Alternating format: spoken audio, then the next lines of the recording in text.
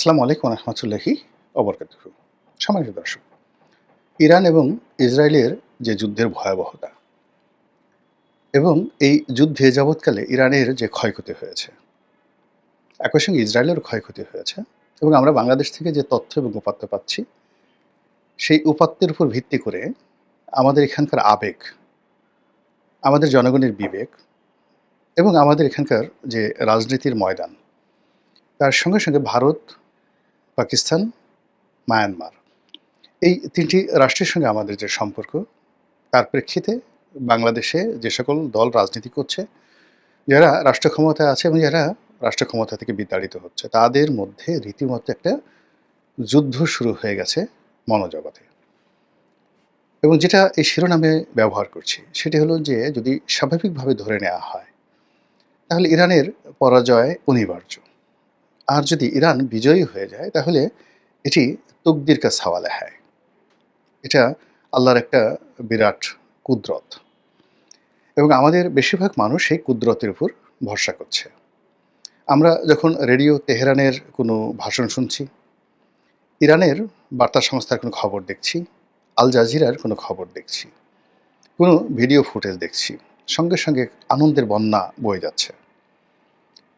Tel Aviv শহরের কোনো ধ্বংসযজ্ঞ কিংবা সেই ইসরায়েলের হাইফা বন্দরের কোনো ধ্বংসযজ্ঞ বা একটা ছোট ড্রোন, ইসরায়েলি ড্রোন ভূপাতিত করা হয়েছে, এরকম কোনো দৃশ্য দেখার সঙ্গে সঙ্গে আমরা আবেগতাড়িত হয়ে যে যার মতো করে সুবহানাল্লাহ, আলহামদুলিল্লাহ, আল্লাহু আকবার বলে ইরানের বিজয় কামনায় একেবারে উন্মত্ত হয়ে পড়েছি। এবং এটা যথাযথ। এটা মুসলিম উম্মাহ একজন সদস্য হিসেবে এরকম একটা আবেগ বা অনুভূতি হওয়াটাই স্বাভাবিক। ফলে আমাদের দেশের যারা আমজনতা, তারা কে শিয়া, কে সুন্নি কিংবা কে খামেনি, কে ইরান, এটা কোনো বিষয় না। যুদ্ধটা হলো ইহুদিদের সঙ্গে মুসলমানদের। যুদ্ধটা হলো ইসরায়েলের সঙ্গে ইরানের। এবং সেই ইসরায়েল সেই গত ৭০-৮০ বছর ধরে, আরও বেশি সময় ধরে যেভাবে প্যালেস্টাইনের উপর নির্যাতন চালাচ্ছে, যেভাবে আরবের মুসলমানদের উপর নির্যাতন চালাচ্ছে এবং তাদের ঔদ্ধত্য এবং অহংকার সারা পৃথিবীর মুসলমানদেরকে বিক্ষুব্ধ করে তুলেছে। এবং সেই দিক থেকে বাংলাদেশের সংখ্যাগরিষ্ঠ যারা মুসলমান, তারা তাদের আবেগ ইরানের পক্ষে থাকবে, এটাই স্বাভাবিক। কিন্তু আমাদের এই দেশের আলেম ওলামাদের একটা বিরাট অংশ, যারা অর্গানাইজড এবং শক্তিশালী, অবাক করার বিষয় হলো তারা ইরানকে সমর্থন জানাচ্ছেন না এবং তারা ইসরায়েলকে গালাগাল দিচ্ছেন না। বাস্তবতা হলো যে জামায়াত ইসলামী যে দলটি রয়েছে, এই দলটির পক্ষ থেকে এখন পর্যন্ত ইসরায়েলকে নিন্দা জানিয়ে ইসরায়েলের বিরুদ্ধে একটি মিছিল এখন পর্যন্ত ঢাকা শহরে হয়নি। অর্থাৎ গাজার উপদ্বীপে হামাসের সঙ্গে যখন যুদ্ধ হলো, ছোট্ট একটা এলাকাতে তারা যে ধ্বংসযজ্ঞ চালিয়েছে, এখন এটাকে যদি বৃহত্তর ক্যানভাসে আপনি নিয়ে যান, তাহলে এই গাজায় যে ক্ষয়ক্ষতি হয়েছে, গাজাবাসী যে ক্ষয়ক্ষতি হয়েছে, তার চেয়ে কয়েক গুণ ক্ষয়ক্ষতি কিন্তু ইতিমধ্যে ইরানে হয়ে গেছে। জীবনহানি, সহায় সম্পত্তি, সব কিছু। কিন্তু আমরা এখন পর্যন্ত ইসরায়েলের বিরুদ্ধে মিছিল এই শহরে নামাইনি। আমজনতা যারা অর্গানাইজড নয়, তারা ঠিক সমর্থন জানাচ্ছি, দোয়া করছি, কিন্তু ইসলামী সংগঠনগুলো তারা মিছিল নামাচ্ছে না। দুটো কারণ। একটি কারণ হলো যারা আমেরিকাকে খুশি রেখে, ভারতকে খুশি রেখে আগামীতে রাষ্ট্র ক্ষমতায় আসতে চায়, তারা এই মুহূর্তে এই কাজটা করছে না। অর্থাৎ ইরানের পক্ষ অবলম্বন করছে না, আমেরিকার বিরোধিতা করছে না, ইসরায়েলের বিরোধিতা করছে না। এটা হলো প্রথম। দ্বিতীয় যে কারণটি, সেটি হলো যে আমাদের দেশে যে শিয়া এবং সুন্নি বিরোধ রয়েছে, যারা শিয়াদেরকে একদম মুসলমানই মনে করে না, যারা ইরানের পতন চায়, সেই সকল কট্টর মানে সুন্নি যারা মতাদর্শের লোক, তারা প্রকারান্তে মানে ইহুদিবাদকে প্রশংসা না করেও ইরানকে গালাগাল করছে। যে ইরান একসময় ইসরায়েলের বন্ধু ছিল। ইরাক ইরান যখন যুদ্ধ হয়েছিল, তখন সেই ইসরায়েলের অস্ত্র নিয়ে, টাকা নিয়ে তারা এই সাদ্দাম হোসেনের বিরুদ্ধে যুদ্ধ করেছে, এত বছর যুদ্ধ করেছে। এই ইরান একসময় আমেরিকার বন্ধু ছিল, এদের ভুল পাল্টাতে দেরি লাগে না, এরা যে কোনো কাজ করতে পারে, এই বলে তাদেরকে কিন্তু আমাদের দেশের যারা অর্গানাইজড কট্টরপন্থী সুন্নি তারা যাকে বলা হয় সমালোচনা করছেন। অন্যদিকে যেটা হচ্ছে যে এখন যারা রাষ্ট্র ক্ষমতায় আছেন তারা তো সবাই প্রো আমেরিকান। কাজেই তারা আমেরিকা, ইহুদিবাদ বা ইসরায়েল এদেরকে সমালোচনা করবেন না। এটা স্বাভাবিক একটা বিষয়। তার সঙ্গে আবার আগামীতে যারা ক্ষমতায় আসবেন তারাও করবেন না। বিএনপি থেকে শুরু করে অন্যান্য যারা রাজনৈতিক দল এটাই স্বাভাবিক বিষয়। কিন্তু এখানে প্রকৃতি যে খেলাটা খেলছে পর্দার আড়ালে, সেটি হলো এই যে যুদ্ধ, এই যুদ্ধে বাংলাদেশের রাজনীতিতে এই যুদ্ধ যদি ইরান জিতে কিংবা এই যুদ্ধ যদি ইরান পরাজিত হয়, যাই ঘটুক না কেন পুরো ঘটনাটাই আওয়ামী লীগের পক্ষে চলে যাবে। এবং এখানে শেখ হাসিনা তার কপাল খুলে যাবে এবং তার এই যে সে যে বাংলাদেশে টুস করে ঢুকে পড়বে, এই যে হুমকি তিনি বিভিন্ন সময় দিচ্ছেন, ওটাকে যদি আমরা হুমকি হিসাবে ধরি, তাহলে ধরে নিতে পারেন যে এই যুদ্ধের ফলে যে পরিবেশ পরিস্থিতি তৈরি হচ্ছে, তিনি মোটামুটি বাংলাদেশে আসার জন্য ব্যাগ গোছানো শুরু করে দিয়েছেন। কেন এবং কিভাবে সেই বিষয়টা নিয়ে আলোচনা করব। আপনারা জানেন যে আমাদের এই দেশে কওমি লাইনের যারা আলেম ওলামা রয়েছেন, মানে হেফাজতের আলেম ওলামা রয়েছেন, এদের মধ্যে স্পষ্টতই দুটো ভাগ আছে। সবচেয়ে শক্তিশালী যে ভাগটি মাওলানা আহমেদ শফীর নেতৃত্বে ছিলেন এবং তার সন্তান, তিনি মারা যাওয়ার পর তার সন্তান এবং অন্যান্য যারা আছে, মুফতি ফয়জুল্লাহ থেকে শুরু করে যারা আছেন, যারা অর্গানাইজড, যাদের অর্থ আছে এবং যাদের জনবল আছে, তারা সবাই প্রো আওয়ামী লীগ। কিছু নেতা এখন গা ডাহাকা দিয়ে আছেন, কিন্তু মাঠে ময়দানে সব জায়গাতে তাদের কর্তৃত্ব রয়েছে। কিন্তু যেহেতু তারা একটা ধর্মীয় লেবাসে রয়েছেন, কাজেই তাদেরকে একটা যাকে বলা হয় ফুলের টোকা দেওয়ার ক্ষমতা সরকারেরও নেই, কারোরই নেই। আওয়ামী লীগের একটা বিরাট শক্তি হেফাজতের মধ্যে রয়েছে। ওদিকে হেফাজতের যে কাউন্টার যে গ্রুপটি, যারা ডক্টর মোহাম্মদ ইউনূসের বন্ধু হতে পারত, তো তাদের সঙ্গে ডক্টর মোহাম্মদ ইউনূসের পরিচয় হয়নি। ডক্টর মোহাম্মদ ইউনূস তাদের নামই জানেন না। যারা আওয়ামী লীগের বিরুদ্ধে দীর্ঘদিন লড়াই এবং সংগ্রাম করেছে, একেবারে তাদের নামও এখন পর্যন্ত জানেন না। একজন লোকও ডক্টর মোহাম্মদ ইউনূসের সাথে দেখা করতে পারেননি, দেখা করেনি, তাদেরকে ডাকা হয়নি। এই গোয়েন্দার তথ্য তাদের কাছে এখনও দেওয়া হয়নি। কারণটা কি? কারণটা হলো হেফাজতের দুটো গ্রুপের সঙ্গে জামাতের দূরত্ব। মানে শেখ হাসিনাপন্থী যারা আছে তাদের সাথে দূরত্ব, শেখ হাসিনা বিরোধী যারা আছে তাদের সঙ্গে দূরত্ব, এবং যেহেতু সরকার খুব ঘনিষ্ঠ অবস্থায় জামাত আছে, কাজেই তাদেরকে আর সেখান থেকে আহ্বান জানানো হচ্ছে না। ফলে দুটো গ্রুপই ফ্রাস্ট্রেটেড এবং তারা এক গ্রুপ তো শেখ হাসিনার ছিলই, আর অন্য গ্রুপটা তারা মনে করছে যে কী করে শেখ হাসিনার সাথে আবার একটা সুসম্পর্ক স্থাপন করা যায়। গেল হেফাজতের এই অংশটি। মামুনুল হক থেকে শুরু করে অন্যান্য যারা হেফাজত করে, আবার মাদ্রাসা চালায়, আবার আলাদা রাজনৈতিক দল করে, খেলাফত মজলিস, তাদের কথা আলাদা। কিন্তু এজ এ হোল হেফাজত বলতে যা বোঝায়, সেখানে মামুনুল হক হলো যে তার যে রাজনৈতিক ক্যারিয়ার, সেই রাজনৈতিক ক্যারিয়ারের হয়তো 10%, বাকি 90% সে কিন্তু তার নিজের রাজনৈতিক দল, নিজের মাদ্রাসা, নিজের ক্যারিয়ার, নিজের সব কিছু তিনি সেটা করছেন। কাজেই মামুনুল হকের সঙ্গে ডক্টর মোহাম্মদ ইউনূসের ঘনিষ্ঠতা, বৈঠক, এটা জামাতের সাথে ডক্টর মোহাম্মদ ইউনূসের সম্পর্ক, বিএনপির সাথে সম্পর্ক, মানে মামুনুল হক ইজ টোটালি ডিফারেন্ট। এখন দেখা গেল তার একটা ফেস ভ্যালু আছে, তার একটা যাকে বলা হয় কথা বলার যাকে বলে প্ল্যাটফর্ম আছে। তো সেই কারণে হয়তো তিনি ব্যবহৃত হচ্ছেন বা তাকে ব্যবহার করা হচ্ছে, এবং একইভাবে শেখ হাসিনাও কিন্তু তাকে ব্যবহার করেছেন এবং তিনি জেলে গেছেন। মানে তিনি মূলত এখানে সবসময় শেখ হাসিনা এবং তার গোয়েন্দা সংস্থা তার উপর একটা চাপের মধ্যে রেখেছিল এবং তাকে ব্যবহার করা হয়েছিল, এবং তাকে আবার সেই গোয়েন্দা সংস্থা কিন্তু ধরাইয়া দিয়েছে। এবং তিনি যে জেল খাটছেন, মানে এখানে ওই সময়টাতে তার যে অবস্থা ছিল আওয়ামী লীগের জমানাতে, এখনও ঠিক সেম অবস্থাতে তিনি ডক্টর মোহাম্মদ ইউনূসের কাছাকাছি যাচ্ছেন এবং এখানে গোয়েন্দা সংস্থাই তাকে নাড়াচাড়া করছে। এগুলো মামুনুল হকের অবস্থা। কিন্তু এখানে তিনি জামাতের সাথে তার কোনো সম্পর্ক হয়নি, বিএনপির সাথে তার কোনো সম্পর্ক হয়নি, এবং তিনি হেফাজতকেও তার এই ডক্টর মোহাম্মদ ইউনূসের সাথে তার যে সম্পর্ক, এই সম্পর্কের মধ্যে তিনি হেফাজতকে এখনও জড়াতে পারেননি, আনতে পারেননি। এটাই হলো ঘটনা।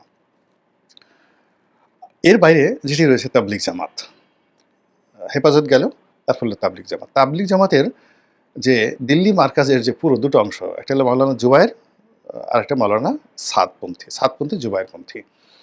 তো দিল্লিতে যারা রয়েছেন, সেই দিল্লিপন্থী যারা আছে তারা 100%, দিল্লি মার্কাজের যারা রয়েছেন তারা 100% শেখ হাসিনাপন্থী, শেখ হাসিনার ভক্ত। এবং এদের সংখ্যা ধরেন 50-50। আপনি মানে বর্তমান সরকার, বিএনপি তারা কেউ কিন্তু এদের একটা পশমের ধারে কাছেও যেতে পারেনি। আবার অন্যদিকে যেটা বাংলাদেশের যে অংশটি রয়েছে, যে অংশের সঙ্গে হেফাজত, যে অংশের সঙ্গে মামুনুল হক বা অন্যান্য যারা আছেন বাংলাদেশপন্থী হেফাজত, মানে তাবলিগ, এই অংশটির সঙ্গেও সরকারের সঙ্গে বিএনপির সঙ্গে কোনো সম্পর্কটা নেই। ফলে তারা ইনঅ্যাক্টিভ অবস্থায় রয়েছে। এর কারণ হলো এই যে হেফাজতের এই অংশটি এবং একই সঙ্গে তাবলিগের এই অংশটি, এটির সঙ্গেও জামাতের দূরত্ব। কেন জামাত তাবলিগ জামাতটাকে মানে আকিদা, তাদের যে আকিদা, এটাকে একটা বাতিল ফেকরা মনে করে। এটাকে অনেক আহলে সুন্নাত ওয়াল জামাতের যারা লোকজন রয়েছেন, তারা এটাকে মনে করেন যে এরা রীতিমতো ধর্মের মধ্যেই নেই, খারিজ হয়ে গেছে। আর জামাত তো তদ্রুপ মনে করে। ফলে জামাতের সঙ্গে এই তাবলিগ জামাতের এই সম্পর্কটা স্থাপিত হয়নি। ফলে যে এখানে যে বিভেদের মধ্যে একটা অংশ শেখ হাসিনার হাতে আছে তাবলিগের, আরেকটি অংশ নিষ্ক্রিয় হয়ে বসে আছে। এই গেল অবস্থা। ফলে কি হলো? এই যে দেখেন যে ইসরায়েলের পক্ষে কেউ কথা বলছে না, কিন্তু বিপক্ষে বলছে না। এবং যারা বলছে না, মোর অর লেস তারা পক্ষে হোক, বিপক্ষে হোক, তারা কিন্তু শেখ হাসিনার লোক। বিশেষ করে যারা সুন্নি ঘরানার আলেম ওলামা, তাদের 90%ই প্রো শেখ হাসিনা। তাহলে এখন সুন্নি ঘরানার মানে জামাত যদি ১০০ জন করে, আপনি ধরে নেন ২০০ জন সুন্নি ঘরানার আলেম ওলামা রয়েছে। ২০০ জন যদি সুন্নি ঘরানার আলেম ওলামা থাকে, তার 90% শেখ হাসিনাপন্থী।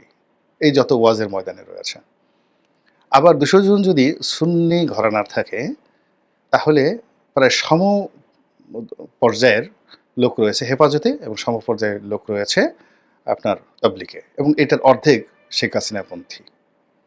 তো কাজেই এই যে আলেম ওলামা, মানে গত ১৫ বছর ধরে শেখ হাসিনার যে ডিপ্লোম্যাসি, সেই ডিপ্লোম্যাসিতে ইসলামাইজেশনের ক্ষেত্রে, ইসলামী দলগুলোকে নিয়ন্ত্রণ করার ক্ষেত্রে তার যে ব্যুৎপত্তি এবং তার যে কৌশল, সেই কৌশলটা এই মুহূর্তে কিভাবে একটা পরমাণু বোমা হয়ে রাজনীতিতে ঘুমন্ত অবস্থায় আছে, আগ্নেয়গিরি হিসেবে আছে, আপনি বোঝার চেষ্টা করেন। তো সেখানে যদি ইরানের পতন হয়, ইসরায়েলের জয়লাভ হয়, অথবা এই যুদ্ধ দীর্ঘায়িত হয়, তাহলে পুরো পরিস্থিতি কি হতে পারে? শেখ হাসিনার পক্ষে যাবে না ডক্টর মোহাম্মদ ইউনূসের পক্ষে যাবে? ডক্টর মোহাম্মদ ইউনূসের ওখানে দেখেন ডোনাল্ড ট্রাম্প জিতে গেল, ইসরায়েল জিতে গেল। কিন্তু সেটা নিয়ে তো উল্লাস করার জন্য যারা নামবে বা যারা মাঠ দখল করতে নামবে, তারা তো শেখ হাসিনার লোক, তারা তো বিএনপির লোক নয়, জামাতের লোক নয়, কেউ কারোর লোক নয়। এরকম একটি অবস্থা। তো কাজেই এই যে ইরান এবং ইসরায়েল যে যুদ্ধ চলছে, এটা যদি প্রলম্বিত হয়, তবুও এটা আওয়ামী লীগের জন্য ভালো। আর এখানে যদি ইরান পরাজিত হয়, সেটাও আওয়ামী লীগের জন্য একটা বিরাট অপরচুনিটি তৈরি করে দেবে, ভারতের কর্তৃত্ব মারাত্মকভাবে বাড়িয়ে দেবে, এবং পাকিস্তানপন্থী যে রাজনীতি, চীনপন্থী যে রাজনীতি, এটা এই মুহূর্তে একেবারে থমকে যাবে। ইরানের পরাজয়ের সঙ্গে সঙ্গে বাংলাদেশে চীনের কর্তৃত্ব অনেক অনেক কমে যাবে, অনেক অনেক কমে যাবে। রাশিয়ার কর্তৃত্ব কমে যাবে। এমনকি রাশিয়া যদি ভেঙে যায়, মানে ইরান পরাজিত হওয়ার সঙ্গে সঙ্গে ইউক্রেন যুদ্ধে রাশিয়ার পরাজয় হবে, সঙ্গে সঙ্গে পরাজয় হবে। আবার যদি ইরান জিতে যায়, তাহলে ইউক্রেন যুদ্ধে পুরো ইউক্রেন সে দখল করে নিতে পারবে। মানে এই যে একটা সমীকরণ, সেই সমীকরণকে কেন্দ্র করে মোসাদ এবং তাদের যারা এজেন্ট রয়েছে, তাদের সঙ্গে আওয়ামী লীগের ভালো সম্পর্ক। আবার বলি, মোসাদ এবং আর আওয়ামী লীগের যারা নেতৃত্ব রয়েছে, তাদের মধ্যে কোনো দূরত্ব নেই। আর এই দুটো সংস্থার যারা সাব এজেন্ট, তারা বিএনপির মধ্যে ঢুকে আছে বিএনপিকে সর্বনাশ করার জন্য। তারা ডক্টর মোহাম্মদ ইউনূসের সঙ্গে আছেন ডক্টর মোহাম্মদ ইউনূসকে সর্বনাশ করার জন্য। তারা জামাতের সঙ্গে আছেন জামাতকে সর্বনাশ করার জন্য। এবং মোসাদ কখনো আওয়ামী লীগের বাইরে অন্য কাউকে ফিল্ড দেবে না। এবং এই যে একটা হ্যাফহ্যাজার্ড অবস্থা, এই হ্যাফহ্যাজার্ড অবস্থার মধ্যে আপনি দেখেন যে আপনি কোথাও কানেক্টিভিটি তৈরি করতে পারছেন না। ২৪ ঘন্টার জন্য কোথাও একটা শান্তিপূর্ণ অবস্থান তৈরি করতে পারছেন না। সরকারের কোনো একটা কমান্ড কাজ করছে না। সব জায়গাতেই ঘিরিঙ্গি লেগে যাচ্ছে, প্যাঁচ লেগে যাচ্ছে। এর অর্থ যে গুরুত্বপূর্ণ যে জায়গাগুলো, সেই জায়গাগুলোতে এমন কেউ নিয়ন্ত্রণ করছে, যে নিয়ন্ত্রণের ক্ষমতা অনেক অনেক বেশি। আপনি চিন্তা করেন, মোসাদ ইরানের মাটিতে হাজার হাজার লোক নিয়োগ করে, সেই ইরানের মাটিতে তারা ক্ষুদ্র ক্ষুদ্র ড্রোন সেট করে সেই ড্রোনের মাধ্যমে একজন গুরুত্বপূর্ণ general, major general, brigadier general, বিজ্ঞানী এইভাবে ইতিমধ্যে কয়েকশো, মানে আমাদের শহীদ বুদ্ধিজীবী হত্যা যেভাবে হয়েছিল বাংলাদেশে, ঠিক সেইভাবে তারা ইন্টেলেকচুয়াল লেভেলে ফার্স্ট স্টেজে ২৪ ঘন্টার মধ্যে তারা এই কয়েকশো ইন্টেলেকচুয়াল, যাদের মধ্যে পরমাণু বিজ্ঞানী, চিকিৎসা বিজ্ঞানী, military expert, military genius, in command এবং নন ইন কমান্ড, সেই জিনিসটা শেষ করে দিয়েছে। এবং সেই মোসাদের এই কাজে ইরানে বিরাট গুরুত্বপূর্ণ ভূমিকা পালন করছে। এখন যত লোক ধরা পড়ছে ইরানের সব ভারতীয় লোকজন। আপনারা জানেন যে ভারতের যে আদানি গ্রুপ, তারা হাইফা বন্দর পরিচালনা করে এবং ইরানেরও একটা বন্দর তারা পরিচালনা করে। তারা ইরানে বিরাট তাদের ইনভেস্টমেন্ট রয়েছে ভারতের, এবং ইসরায়েলও তাদের ইনভেস্টমেন্ট রয়েছে। এবং এখানে যে কাজটি করেছে সেটা হলো কাউন্টার, মানে এখানে ইরানকে প্রবোধ দিয়েছে। হয়তো দেখা গেল যে মোসাদের 10টা গুরুত্বপূর্ণ তথ্য তারা দিয়েছে ইসরায়েলের তাদের বিশ্বস্ততা অর্জন করার জন্য, কিন্তু এটার সুযোগে ইরানের সেই যাকে বলা হয় 100টা গুরুত্বপূর্ণ তথ্য মোসাদকে দিয়ে দিয়েছে। আপনারা জানেন যে এই সময়টাতে ইরানের সাথে ভারতের অসাধারণ ব্যবসা চলছে, তেল বেচা কেনা এবং অন্যান্য ক্ষেত্রে। কিন্তু তাদের দেহ যদি ইরানে থাকে, কিন্তু মন রয়ে গেছে ইসরায়েলে। একই অবস্থা এখানকার রাজনীতিতে। মোসাদ এবং জয়েন্টলি বাংলাদেশে কাজ করছে দীর্ঘদিন ধরে, এবং তারা যে উদ্দেশ্য নিয়ে কাজ করছে সেই উদ্দেশ্যটি আমাদের দেশে যারা রাজনীতিবিদ খুব অল্প সংখ্যক লোক সেটা কাউন্ট করছে। এমনকি যারা আমাদের দেশে মিলিটারি এক্সপার্ট রয়েছে তারা অনেকে বুঝছেন কিন্তু বলতে পারছেন না, আবার অনেকে যারা বলছেন তারা বুঝছেন না। আমি এই যে সমস্ত যারা সিকিউরিটি এক্সপার্টদের বক্তব্য শুনে আমার কাছে মনে হচ্ছে যে তারা এই বিষয়গুলো এইভাবে অনুধাবন করতে পারেননি বা বলতে পারেননি যে এই গোয়েন্দাগিরির সঙ্গে কৌশলগত মিলিটারির যে বিষয়, এটা কতটা সামরিক বিষয় দিয়ে জড়িত, এই গোয়েন্দাগিরির সঙ্গে কতটা রাজনীতি জড়িত, এই গোয়েন্দাগিরির সঙ্গে কতটা অর্থনীতি জড়িত, এই গোয়েন্দাগিরির সঙ্গে কতটা ভূতাত্ত্বিক বিষয় দিয়ে জড়িত, এবং এই গোয়েন্দাগিরির সঙ্গে আগামী 100 বছর রাজনীতি কিভাবে জড়িত, এই বিষয়গুলো নিয়ে আমাদের যে রিসার্চ করা দরকার, রিসার্চ সেন্টার দরকার, এটা কোনো রাজনৈতিক দলের নেই, আমাদের রাষ্ট্রের নেই, আমাদের গোয়েন্দা সংস্থা নেই। আমাদের তো গোয়েন্দা সংস্থাগুলো হলো বিরোধী পক্ষকে অপদস্থ করা, মানে সরকারের পক্ষে বিরোধী দলকে নজরদারি করা আর বিরোধী দলের লোকদেরকে শেষ করে দেওয়া। কিন্তু এই যে বিষয়গুলো অ্যানালাইসিস করা দরকার, এই অ্যানালাইসিস করার মতো আমাদের গোয়েন্দা সংস্থাগুলো আমি অন্তত পক্ষে দেখিনি।